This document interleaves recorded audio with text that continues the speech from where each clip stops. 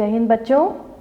आशा है आप सभी लोग अपने अपने घरों में स्वस्थ होंगे और सुरक्षित होंगे और इस कोरोना महामारी के दौर में हम सबको घर में ही रहकर सुरक्षित और स्वस्थ रहना है। चलिए अब चलते हैं आज के अपने हिंदी के कालखंड की ओर। बच्चों, आज हम कुछ इस तरह की घटना को पढ़ने जा रहे हैं, जैसे मान लीजिए हम किसी शहर में घूमने के लिए गए हैं। वहाँ हम उस शहर की पुरानी जो गलियाँ होती हैं पुराने ज़माने की, उसमें हम कहीं घूम रहे हैं। घूमते घूमते हमारी नज़र वहाँ की जो पुरानी पीढ़ी दर पीढ़ी से चली आ रही दुकान पर पड़ जाती है।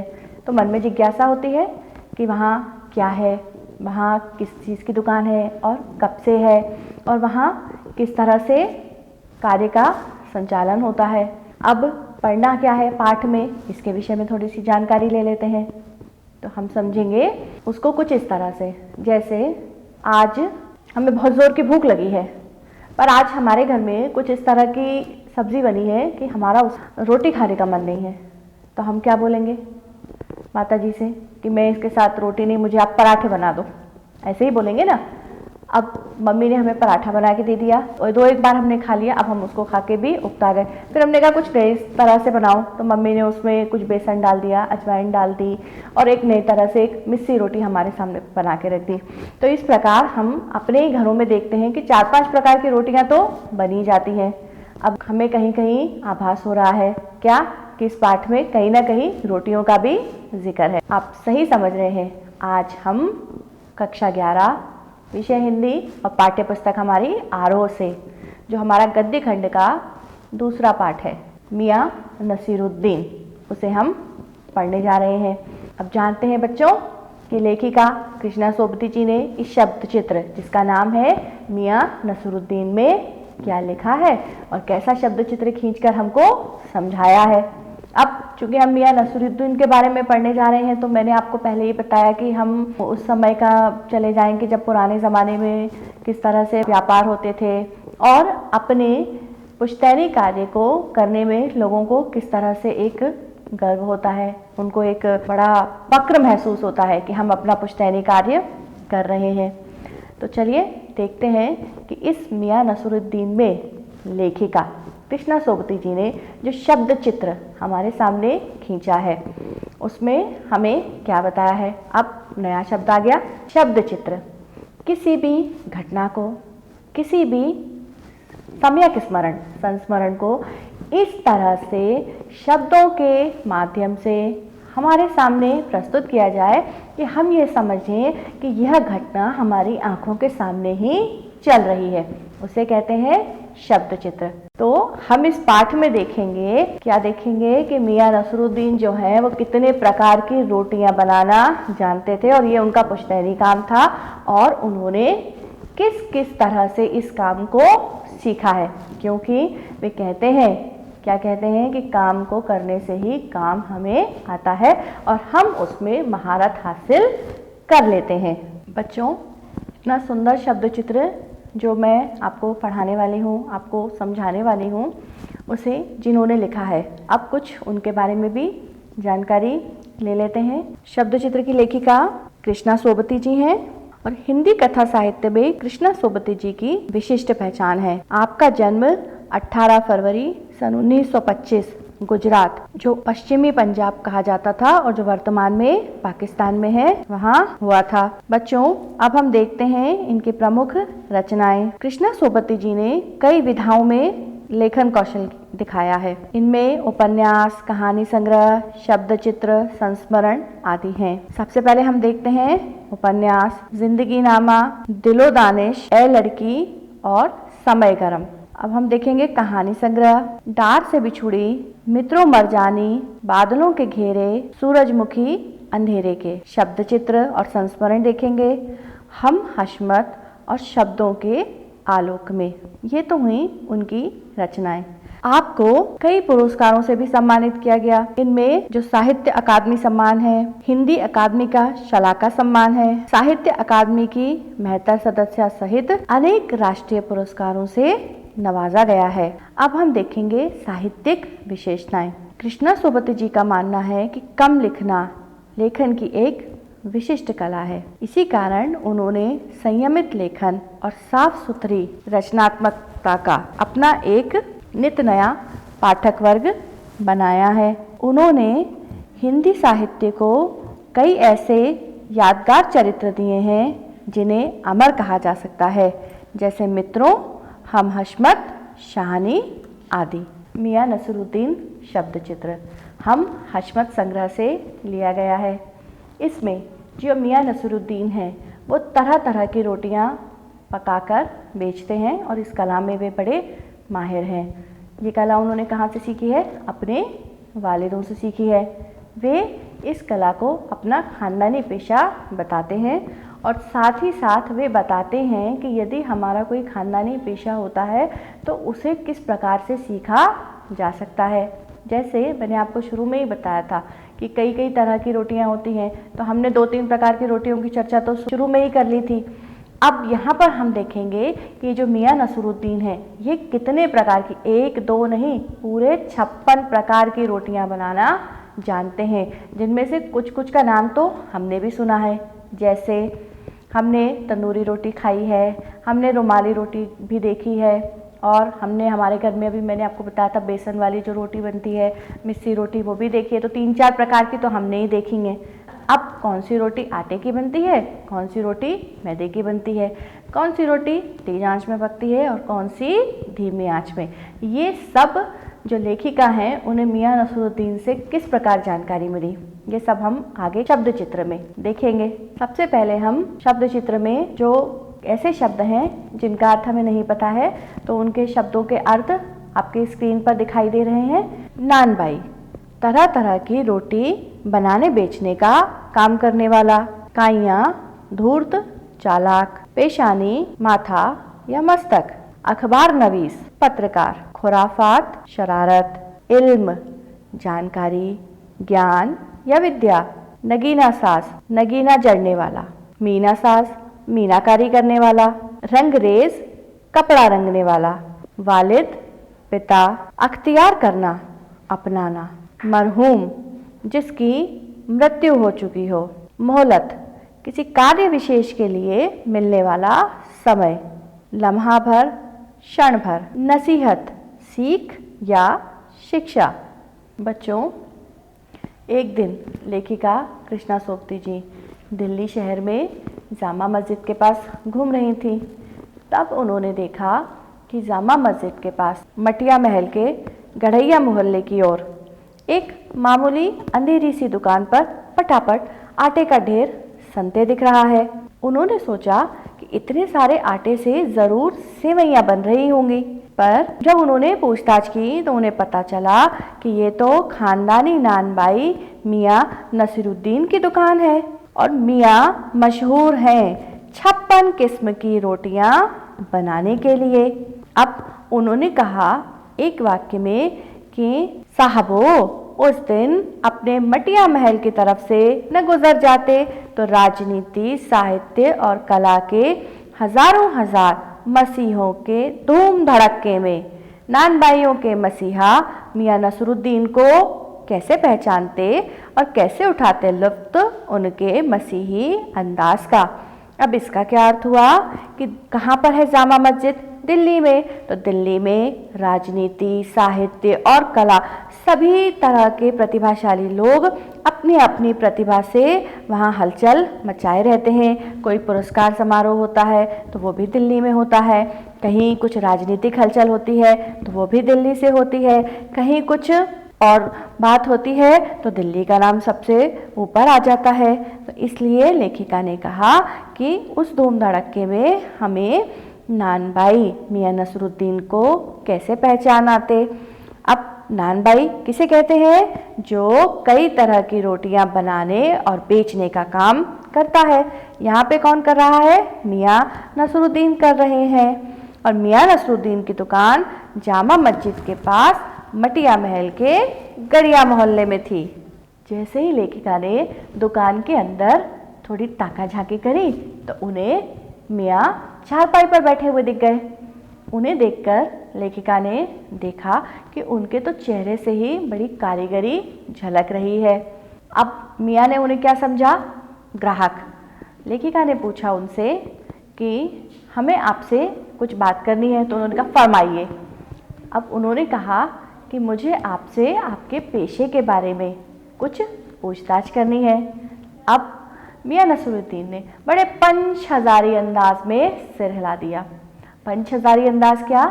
जब मुगलों का शासन था, तो जब मुगलों के शासन में 5000 सैनिकों के ऊपर एक अधिकारी हुआ करता था, तो उसे कहते थे पंच हजारी।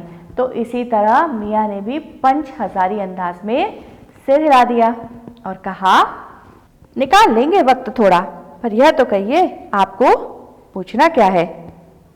लेकिन तुरंत ही मियां नसरुद्दीन के दिमाग में कुछ हलचल हुई। उन्होंने कहा, कहीं आप अखबार नवीस, मतलब अभी हमने शब्दार्थ में भी देखा पत्रकार तो नहीं है, पता नहीं क्या क्या पूछने लगे, पता नहीं मेरे मुंह से क्या निकल जाए और कल को अखबार में कुछ उटपटांग छप जाए। ऐसी मियां नसरुद्दीन की अखबार के प्रति धारणा थी। वो क्या समझते थे कि अखबार पढ़ना या अखबार में खपने छापना ये बड़े निठल्लों का काम है, जबकि ऐसा वास्तविकता में नहीं है, लेकिन वो ऐसा समझते थे। लेकिन फिर तुरंत ही बोले, अरे कामकाज वालों को इससे क्या काम है और क्या डरना। फिर उन्होंने लेखिका से पूछा, अच्छा आप क्या पूछना चाहती हैं, पूछ लीजिए। अब लेखिका तो तैयार थी उनसे प्रश्न पूछने के लिए। क्या? कि ये रोटियां बनाने का काम आपने कहाँ से सीखा? अब जैसे ही लेखिका ने यह प्रश्न पूछा, मियां नसरुद्दीन ने तो अपनी आंखों के कंचे ही उन पर फेर लिए, मतलब उनकी तरफ आंखें घुमा दी और कहने लगे कि ये कहीं सीखा जाता है क्या? इसका इल्म कहीं से मिलेगा क्या? अरे ये तो हमारा खानदानी पेशा है। अरे क्या हम सीखने जाएंगे नगीना सास के पास, आईना सास के पास, मीना सास के पास, या रफूगर रंगरेज या तेल तंबोली से? अरे मोहतरमा, आपने क्या फरमा दिया? यह तो हमारा खानदानी पेशा ठहरा। इल्म की बात तो पूछिए। तो जो कुछ भी सीखा अपने वालिद उस्ताद से सीखा। इसका मतलब है कि हम घर से न निकले कि कोई पेशा अख्तियार करेंगे। जो हमारे बाप दादा का हुनर था वही उनसे पाया है, और वालिद मरहूम के उठ जाने पर उन्हीं के ठिये पर आ बैठे हैं।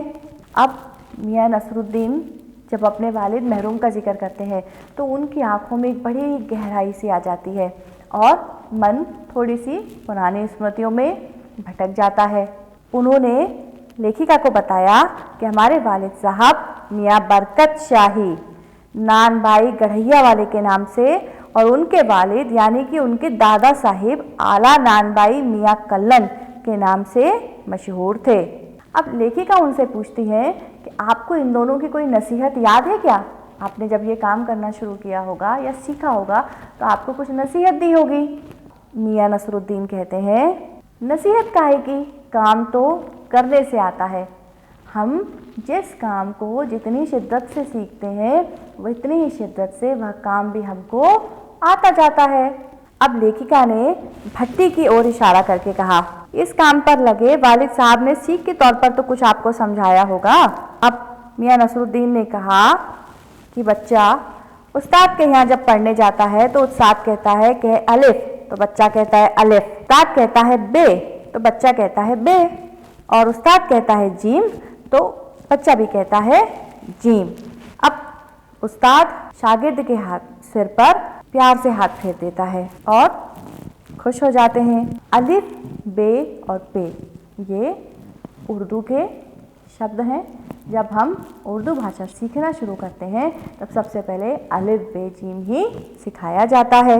जब मियां नसरुद्दीन लेखिका से बात कर रहे थे, उनके सवालों के जवाब दे रहे थे, तो बीच बीच में से जो राह पर लोग गुजर रहे थे उनकी तरफ भी उनका बराबर ध्यान था। जैसे एक मीर साहब निकले तो वो उनसे पूछने लगे, अरे किधर चले? तो उन्होंने कहा मीर साहब ने कि अभी आते हैं फिर बताएंगे कि हम कहाँ जा रहे हैं।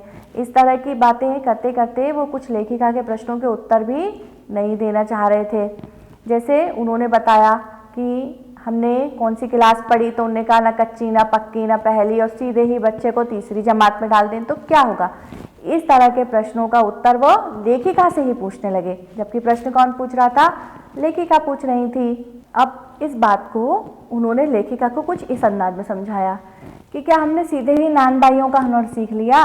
यदि हम पहले बर्तन धोना ना सीखते, फिर हम भट्टी को आँच देना ना सीखते, फिर हम भट्टी को आँच देना तो से पहले क्या हम भट्टी को सुलगाना ना सीखते? इन सब कामों के सीखने के बाद ही हमें नानबाइयों का हुनर मिला है।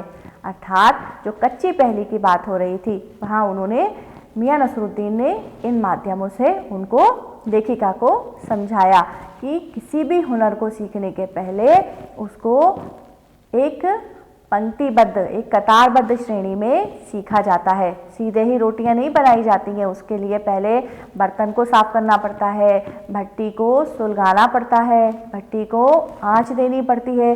कितनी आंच चाहिए? तेज चाहिए, मध्यम चाहिए या एकदम धीमी चाहिए? अब लेखिका ने मियाँ नसरुद्दीन से पूछा कि क्या और भी नानबाई हैं इस शहर में? अब मियाँ नसरुद्दीन को बड़ा वो लगा सुनकर कि बात तो हमसे कर रही हैं, प्रश्न हमसे पूछ रही हैं, जवाब हम दे रहे हैं और दूसरों का भी पूछ रही हैं। कहने लगे होंगे बहुत तेरे, लेकिन कोई भी खानदानी नहीं है। क्यों? क्योंकि हमने तो ये जो कला है अपने वालिदों से सीखी है, ये हमारी खानदानी कला है, अर्थात इसमें हमें बहुत ज़्यादा महारत हासिल है।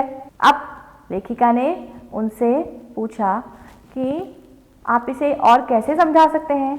तब मियाँ नसरुद्दीन ने कहा कि जो हमारे जो वालिद साहब थे वो तो बादशाहों के यहाँ भी नानबाई का काम किया करते थे।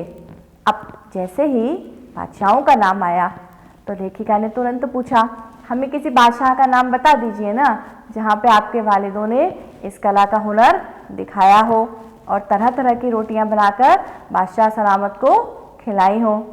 अब मियाँ नसरुद्दीन कहते हैं कि कौन से बादशाह का नाम बताऊं आपको? हमारे वालिदों ने तो बहुत सारे बादशाहों के यहाँ काम किया है। अब लेखिका ने उनसे पूछा, दिल्ली के किस बादशाह के यहाँ आपके बुजुर्ग काम किया करते थे? मियाँ नसरुद्दीन कहने लगे, अजीज साहब क्यों बाल की खाल निकालने पर तुले हैं? कह दिया ना कि बादशाह के यहाँ काम करते थे, ये क्या काफी नहीं है? अब लेखिका थोड़ी सी हंसने लगी, अरे काफी है, लेकिन यदि आप नाम बता देते तो अच्छा रहता।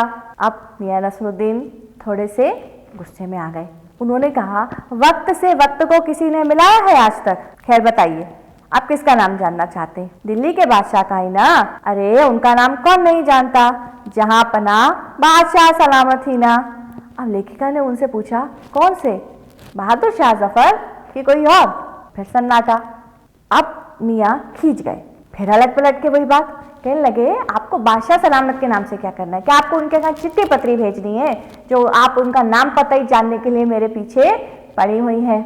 अब वो क्यों नहीं बता पा रहे थे? क्योंकि उन्हें खुद ही नहीं पता था कि उनके वालिदों ने कौन से बादशाह सलामत के नानबाई का काम किया है, तो वो लेखिका को क्या बताते। लेकिन वो लेखिका के सामने इस बात को स्वीकार भी नहीं करना चाह रहे थे। मियाँ नसरुद्दीन को लगा कि जो लेखिका है वो उनके सवालों के जवाबों से संतुष्ट नहीं हो पा रही हैं, क्योंकि बादशाह सलामत का पता ही नहीं बता पा रहे थे वो। तो उन्होंने उन्हें बड़ी जल्दी जल्दी घूर घूर के देखा, बिटर बिटर करके उनको देखा, और जो उनके कारखाने में जो काम करते थे बब्बर मियाँ, उनसे कहने लगे, जल्दी से भट्टी सुलगा लो, काम खत्म करें और निपटें। अर्थात वो अब लेखिका को ये बताना चाहने लगे कि मुझे और भी काम है आपके प्रश्नों के उत्तर देने के अलावा।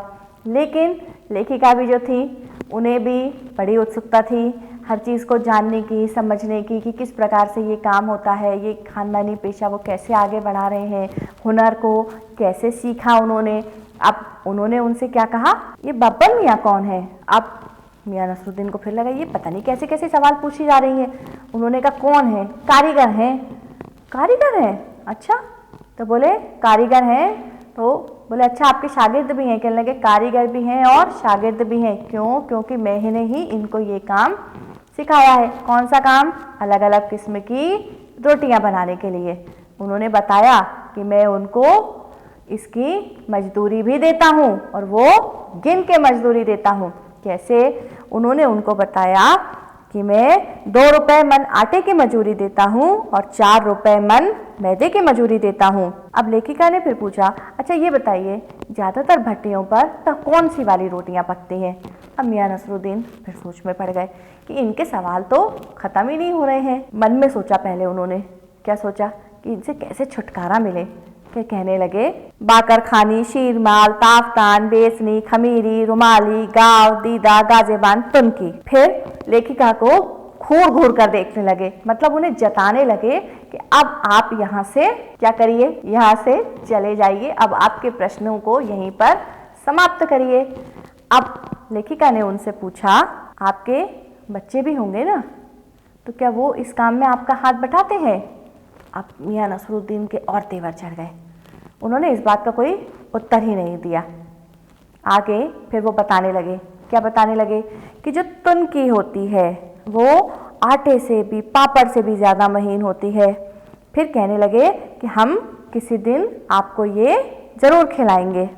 कहते कहते मियाँ की आंखों में एक खालीपन सा उभर आया, पुराने ज़माने को याद करने लगे और कहने लगे, क्या कहने लगे कि वो वक्त ही निकल गया जब खाने वाले खाने के शौकीन हुआ करते थे, अर्थात कुछ भी जो बनाया हुआ होता था उसकी तारीफ करते करते नहीं अघाते थे और बड़े शौक से उसको खाते थे। अब तो लोग केवल आते हैं, खाते हैं, पैसा देते हैं और चले जाते हैं, अर्थात वर्तमान समय में किसी को भी इतना समय ही नहीं है कि वो किसी की कला की कदर कर सके।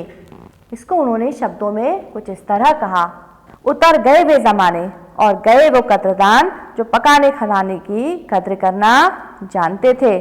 मियाँ अब रखा क्या है, निकाली तंदूर से निगली और हजम। मियाँ नसरुद्दीन एक प्रतिभाशाली कलाकार हैं और उन्हें अपनी कला में बहुत हुनर भी हासिल है। वे पूरे पाठ को यदि हम देखें तो उसमें क्या बताना चाह रहे हैं कि खानदानी जो एक विरासत होती है, जो खानदानी पेशा होता है, उसकी बराबरी कोई और सीखा हुआ व्यक्ति नहीं कर सकता है, क्योंकि ये तो उन्हें विरासत में मिला हुआ है। वो ये कहते हैं कि पहले के ज़माने में और अब के ज़माने में बहुत अंतर हो चुका है। क्यों? क्योंकि जब हमने उनका चित्रण देखा था तो हमने देखा था कि वो 70 के दशक के पार हो चुके हैं। इसका अर्थ ये हुआ कि उन्होंने पुराना ज़माना भी देखा है और आज का ज़माना भी देख रहे हैं, और वो लेखिका से ये कह भी रहे हैं कि पहले के ज़माने में लोग हर कला की कद्र किया करते थे, लेकिन जैसे जैसे समय बीतता जा रहा है कला की कदर करना लोग भूल गए हैं।